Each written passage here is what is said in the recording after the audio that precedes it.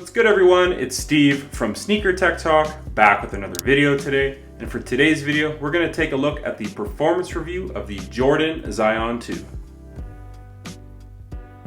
So as far as the traction goes on the Jordan Zion 2, as you can see here, it is a semi-translucent outsole, and it does kind of have a herringbone vertical traction pattern running down here, and then it does have that Zion script in the forefoot. Working your way to the heel, it does kind of have a V orientation of the traction pattern, and the way this performs on clean floors is awesome. You're not going to have any issues moving forward to back or side to side. I would still wipe, however, every 4 or 5 plays. On dirty floors, however, honestly, you're going to want to wipe these every 2 or 3 plays because these collect quite a bit of dust on those dirty floors with that semi-translucent outsole. And honestly, outdoors, I think these are a go. I did play with these outdoors once, and there's really no wear and tear on this traction at all. So it's not overly soft, and the grooves in the forefoot are pretty deep as well. So I think you can get away with these outdoors. Again, on clean floors indoors, they're fantastic. Dirty floors, I would just watch out for those hard lateral cuts because I was kind of sliding to a stop. But overall, the Jordan Zion 2 traction is no slouch on those clean floors. And as far as the traction goes, I would have to give them a pretty solid 7.5 out of 10. So as far as the cushioning in the Jordan Zion 2, it's definitely a setup that I enjoyed on court. It has a very soft Phylon foam in the back, and it is caged with the outsole that runs up the back, so it's not exposed Phylon at the back of the shoe. But then at the medial side, you definitely have some more of that really soft Phylon. So right off the bat, as soon as you put these on, they're gonna feel great right out of the box. And then from about the midway point to the back of the shoe, you do have air strobel. It is labeled right here. And that offers a ton of impact protection as far as the cushioning goes in the back of the shoe. And then at the front of the shoe, you do have a side-to-side zoom airbag. And it's placed a little weird in my opinion. It feels like it's placed just behind the ball of my foot. So it's definitely still nice underfoot, but when you're playing on your forefoot, it definitely feels like it's just behind where it should be, but it still offers that nice springy feeling directly under your forefoot. And the forefoot itself is pretty close to the ground as well. So I think the Jordan Zion 2 will have most players covered as far as cushioning goes. And it's a very smooth transition from heel to toe with that Phylon, the air strobel, and then the nice zoom airbag up front. So as far as the cushioning goes on the Jordan Zion 2, I really enjoyed this on court, and I actually enjoyed it more than the Zion 1, which featured full-length air strobel with the second zoom airbag under the forefoot. For me, this is just a bit more of a responsive setup on court, and just a bit more reliable as well. So as far as the cushioning goes on the Jordan Zion 2, I'm going to have to give these a pretty solid 8 out of 10. As far as the materials of this shoe, I am absolutely in love with what Jordan Brand did with the materials on this. At the back of the shoe, you do have some really nice suede, some black suede at the back of the shoe with that oversized Jumpman at the back as well, which is definitely really nicely stitched at the back. And then moving your way forward, you have a little bit of screen mesh here at the ankle collar. Moving your way down from that, you have some really nice purple suede that's perforated. Some more of that suede here at the forefoot and on the strap. And then you have some nice, really soft mesh at the toe, which is very breathable as well. And then the tongue is kind of reminiscent of the Jordan 1 tongues, so it's that nylon material. This is very much an 80s and 90s vibe as far as the materials on the shoe, and they break in very nicely and they hold up over time because I've been hooping in these on and off for about 3 months now, and they still look great. And honestly, I feel like it's just a bit of a throwback to the 90s as far as what they used to use on hoop shoes. So this just proves, in my opinion, that you can still use raw materials, leathers, suedes on basketball shoes for high performance athletes, and you're really going to have no issues. And I really think it looks great on this model as well. So as far as the materials go, they break in very nicely.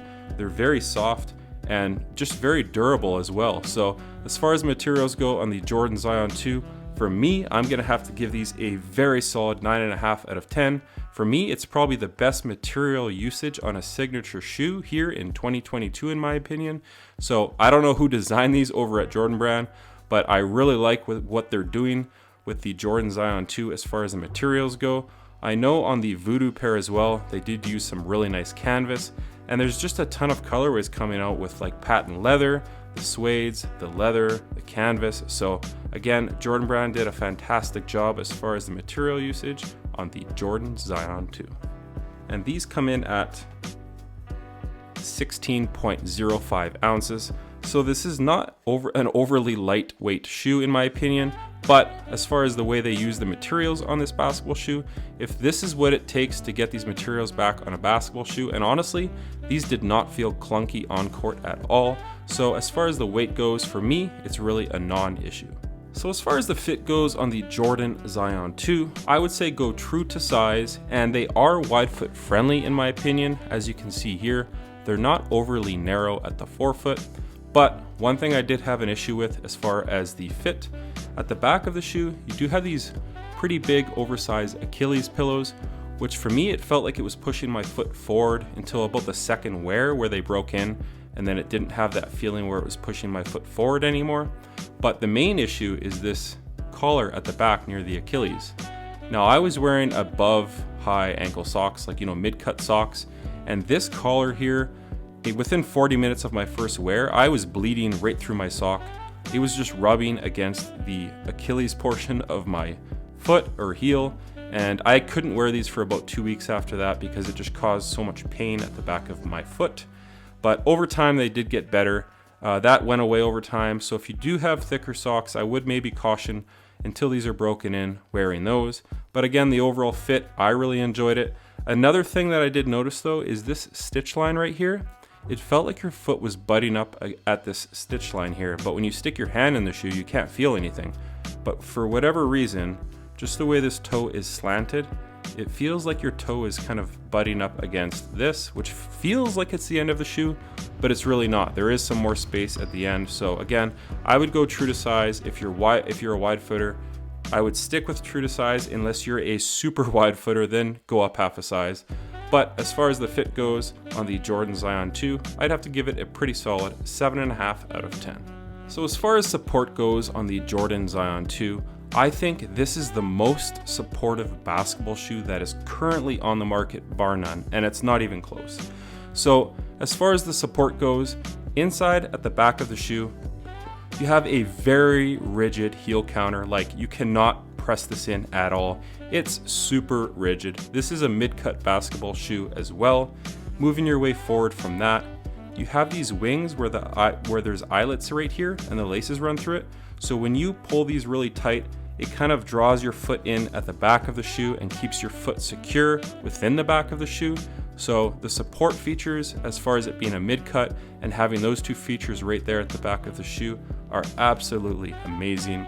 Moving your way down from that, you have this Velcro strap. So if you strap this really tight, it's going to help keep your foot secure and preventing your foot from spilling over the side of the footbed, because keep in mind, you do have some really soft and raw materials here, but this Velcro strap helps prevent your foot from sliding over the footbed. And then moving your way down from that, you have a portion of kind of the outsole that wraps up the side of the shoe. So this purple portion right here is all rubber. So it's really harnessing your foot again from preventing it from sliding over on those hard lateral cuts. And your foot is sitting within this rubber cup outsole. And at the back of the shoe as well, it wraps up as well. So again, just a ton of support features that Jordan Brand built within this shoe for such a large player like Zion, keeping it lightweight, keeping it a mid-cut, and just keeping a ton of support features within this shoe. And then moving your way down from that, you have this massive outrigger right here that prevents your foot from teetering over if you land on someone's foot, or if you just land awkwardly in general. It's going to prevent your foot from teetering over and spraining your ankle. And then lastly, actually second from last, we have a very wide and stable forefoot, and it's almost a flat shoe here overall. As you can see, the bottom of the shoe is pretty flat. At the toe, it curls up just a little bit. And then directly under the air strobel inside of the shoe, you have a oversized shank plate right here. It's a plastic shank plate, and it does a fantastic job for torsional rigidity. As you can see here, I cannot bend this shoe whatsoever. There is some nice forefoot flex, and there is some flex points right here kind of built in on the outsole. So it is flexible where you need it, but where you need that rigid nature within a basketball shoe for preventing your foot from over flexing within a basketball shoe, this shoe does it the best currently on the market, in my opinion. And I think that's a huge feature because for me, the support in the Zion 1 was lacking, and here in the Zion 2, Jordan Brand went above and beyond to basically put out the most supportive basketball shoe out right now. So for me, as far as the support goes on the Jordan Zion 2, this gets an absolute 10 out of 10, best on the market right now in my opinion. So that's going to do it for the performance review of the Jordan Zion 2.